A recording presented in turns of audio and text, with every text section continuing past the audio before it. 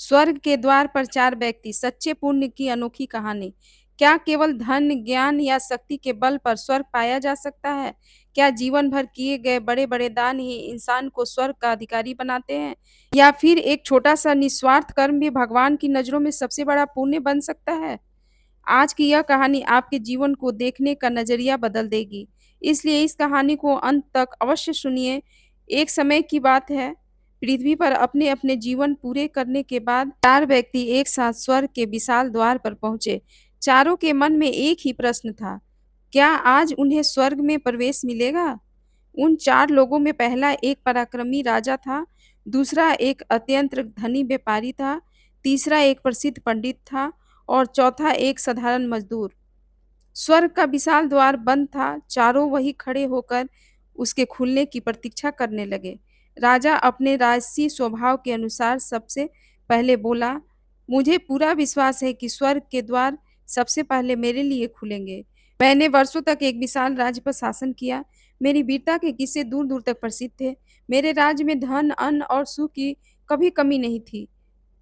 व्यापारी मुस्कुराया और बोला, राजन, केवल राज चलाने से कोई महान नहीं बन जाता। मैंने अपने जीवन में अपार धन कमाया। उस धन से तो मैंने अनगिनत गरीबों की सहायता की, मंदिर बनवाए, आश्रमों में दान किए और भूखों को भोजन करवाया। यदि कोई स्वर्ग का अधिकारी है तो वह मैं हूँ। अभी पंडित ने अपने वस्त्र ठीक करते हुए गर्व से कहा, तुम दोनों अपनी-अपनी बात कह रहे हो, लेकिन तुम भूल रहे हो कि मैंने अपना पूरा जीवन भगवान की भक्ति में बिताया है। हजारों यज्ञ करवाए, लाखों लोगों को धर्म का ज्ञान दिया और दिन-रात भगवान का नाम जपा। स्वर्ग तो मेरा ही है। तीनों अपनी-अपनी महानता का बखान कर रहे थे, लेकिन चौथा व्यक्ति चुपचाप सिर झुकाए खड़ा था। उसके चेहरे पर न घमंड था, न कोई उम्मीद। वह केवल शांत स्वभाव से स्वर्ग के द्वार को देख रहा था। राजा ने उससे पूछा, अरे भाई, तुम कुछ बोलते क्यों नहीं? क्या तुम भी स्वर्ग में आने की आशा रखते हो?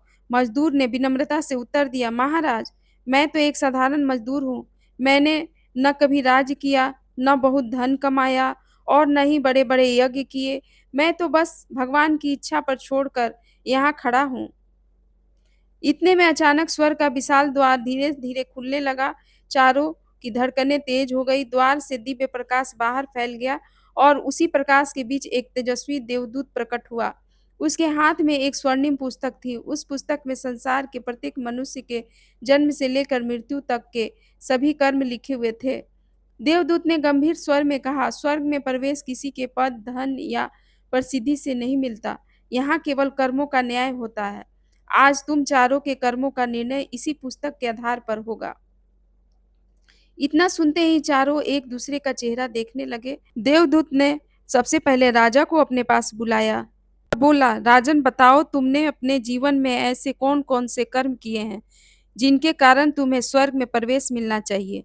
राजा गर्व से बोला, मैंने अपने राज्य की प्रजा को कभी किसी चीज की कमी नहीं होने दी। मैंने सड़कों का निर्माण कराया, तालाब खुदवाए, किसानों की सहायता की और अपने राज्य को समृद्ध बनाया। मेरी प्रजा मुझे पिता समान मानती थी। देवदूत ने अपने स्वर्णिम पुस्तक खोली और ध्यान से पढ़ने लगा। कुछ क्षण बाद उसने पुस्तक बंद की और शांत स्वर में कहा, राजन, यह सत्य है कि तुमने अपनी प्रजा का बहुत ध्यान रखा, लेकिन अपने राज्य का विस्तार करने के लिए तुमने अनेक युद्ध किए। उन युद्धों में हजारों सैनिक मारे गए, कितनी ही माताओं ने अपने बेटे को खो दिए, कितनी ही स्त्रियां विधवा हुई और कितने ही बच्चे अनाथ हो गए। तुम्हारे अच्छे कर्म महान हैं, लेकिन उन निर्दोष लोगों का दुख भी तुम्हारे कर्मों में लिखा है। इसलिए तुम अभी स्वर्ग में प्रवेश नहीं कर सकते। यह सुनते ही राजा का सिर झुक गया। जिस बात पर उसे जीवन भर गर्व था, वही आज उसके लिए बाधा बन गई। अब देवदूत ने व्यापारी को बुलाया। व्यापारी आत्मविश्वास से आगे बढ़ा और बोला, मैंने अपने धन से अनगिनत गरीबों की सहायता की। मैंने धर्मशालाएं बनवाई, मंदिरों में दान दिया, भूखों को भोजन कराया और जरूरतमंदों की मदद की। देवदूत ने फिर पुस्तक खोली। कुछ देर तक पढ़ने के बाद उसने व्यापारी की ओर देखा और बोला, तुम्हारे दान अवश्य बड़े हैं, लेकिन यह भी लिखा है कि यह धन तुमने ईमानदारी से नहीं कमाया। तुमने व्यापार में झूठ बोला, लोगों को धोखा दिया, मिलावट की और कई गरीबों का हक छीना। जिस धन की नींव अधर्म पर रखी गई हो, उससे किया गया दान तुम्हें स्वर्ग का अधिकारी नहीं बना सकता। व्यापारी के चेहरे का रंग उड़ गया। उसे समझ नहीं आ रहा था कि क्या कहे। अब पंडित की बारी आई। पंडित गर्व से आगे बढ़ा और बोला, मैंने जीवन भर भगवान का नाम लिया, हजारों यज्ञ करवाए, लाखों लोगों को धर्म का ज्ञान दिया। मेरे समान पुण्यवान कौन होगा? देवदूत ने पुस्तक खोली और मुस्कुराकर बोला, तुमने लोगों को धर्म का ज्ञान अवश्य दिया, लेकिन स्वयं कभी उस ज्ञान पर नहीं चले। तुमने पूजा और यज्ञ भगवान की भक्ति से अधिक अपने सम्मान और धन के लिए किए। तुम्हारे मन में अहंकार और लोभ से भरा था, इसलिए तुम्हारे कर्म भी तुम्हें स्वर्ग का अधिकारी नहीं बनाते। पंडित जी के चेहरे से भी सारा गर्व उतर गया। अब केवल एक ही मजदूर बचा था। वह कांपते हुए धीरे धीरे देवदूत के सामने पहुंचा। उसने हाथ जोड़कर कहा, प्रभु, मुझे अपने कर्मों पर कोई घमंड नहीं है। मैं जानता हूँ कि मैंने कोई बड़ा पुण्य नहीं किया। यदि अनुमति हो तो मैं केवल बाहर से ही स्वर्ग का दर्शन कर लूँ। मेरे लिए वही बहुत होगा। देवदूत ने पहली बार मुस्कुराकर उसकी ओर देखा। उसने पूछा, अपने जीवन के बारे में कुछ बताओ। मजदूर ने विनम्रता से कहा, मैं दिन भर मेहनत करता था, जो थोड़ा बहुत कमाता था उसी से अपने बूढ़े माता पिता और पत्नी और बच्चों का पालन पोषण करता था। शाम को थक कर घर लौटता था। कभी कभी मंदिर जाकर भगवान का धन्यवाद कर देता था कि उन्होंने मुझे मेहनत करने की शक्ति दी। बस मेरा जीवन इतना ही था। देवदूत ने पुस्तक खोली और ध्यान से पढ़ने लगा। कुछ देर बाद उसने सिर उठाकर पूछा, अच्छी तरह सोचो, क्या तुम्हें कोई ऐसा काम याद है जो तुमने पूरे निस्वार्थ भाव से किया हो? मजदूर कुछ देर सोचता रहा, फिर अचानक उसकी आंखों में एक पुरानी याद ताजा हो गई। वह बोला, हाँ, मुझे एक घटना याद आ गई। मजदूर कुछ देर तक सोचता रहा, फिर उसकी आंखों में एक पुरानी याद ताजा हो गई। उसने धीरे से कहा, प्रभु, मुझे एक छोटी सी घटना याद आ रही है, शायद उसका कोई महत्व नहीं होगा। देवदूत मुस्कुराया और बोला, जो कुछ याद है निसंकोच बताओ। ईश्वर के दरबार में कोई भी छोटा या बड़ा कर्म नहीं होता। मजदूर बोला, एक दिन मैं सुबह से शाम तक खेत में काम करता रहा। उस दिन मुझे बहुत कम मजदूरी मिली थी। घर में भी खाने को कुछ नहीं था। बड़ी मुश्किल से 2 रोटियाँ मिली। मैं बहुत भूखा था। जैसे ही खाने बैठा, तभी एक बहुत दुबला-पतला कुत्ता मेरे सामने आकर खड़ा हो गया। उसकी आँखों में भूख साफ दिखाई दे रही थी। वह इतना कमज़ोर था कि ठीक से खड़ा भी नहीं हो पा रहा था। पहले तो मैंने सोचा कि मैं खुद भी भूखा हूँ, लेकिन अगले ही पल मुझे लगा कि यह बेचारा शायद कई दिनों से भूखा है। मैंने अपनी दोनों रोटियाँ उसके सामने रख दी। वह बड़े प्रेम से उन्हें खाने लगा। उसे खाते देखकर मुझे ऐसी खुशी मिली, जैसी शायद खुद खाना खाने से भी नहीं मिलती। उस रात मैं भूखा ही सो गया, लेकिन मन को कोई दुःख नहीं था। इतना कहकर मज़दूर चुप हो गया।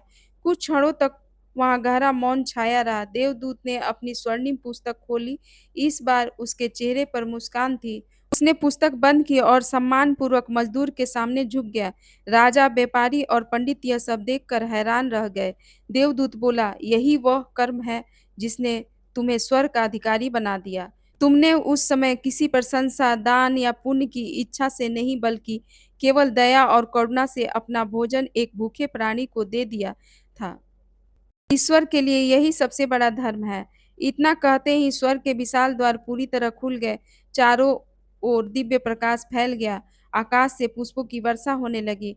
मधुर संगीत गूंज उठा। देवदूत ने आदरपूर्वक मजदूर का हाथ पकड़कर कहा, आओ, तुम्हारा स्थान स्वर्ग में है। मजदूर की आंखों से आंसू बहने लगे।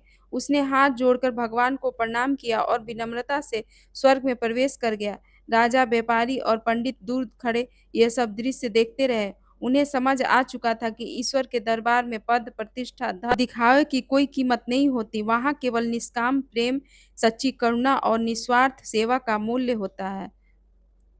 इस कहानी से हमें यही शिक्षा मिलती है कि अच्छे कर्म कभी बड़े या छोटे नहीं होते। यदि किसी की सहायता बिना किसी स्वार्थ, लालच या प्रसिद्धि की इच्छा से की जाए, तो वही सबसे बड़ा पुण्य बन जाता है। भगवान हमारे दान की कीमत नहीं देखते, बल्कि हमारे मन की भावना को देखते हैं। इसलिए जीवन में जब भी अवसर मिले, किसी ज़रूरतमंद की सहायता अवश्य करें। हो सकता है आपका एक छोटा-सा निस्वार्थ कार्य ही आपके जीवन का सबसे बड़ा पुण्य बन जाए। अगर आपको यह प्रेरणादायक कहानी पसंद आई हो तो वीडियो को लाइक करें, चैनल को सब्सक्राइब करें और ऐसी ही जीवन बदल देने वाली कहानियाँ देखने के लिए हमारे साथ जुड़े रहें। अगले वीडियो में फिर मिलेंगे एक नई और प्रेरणादायक कहानी के साथ।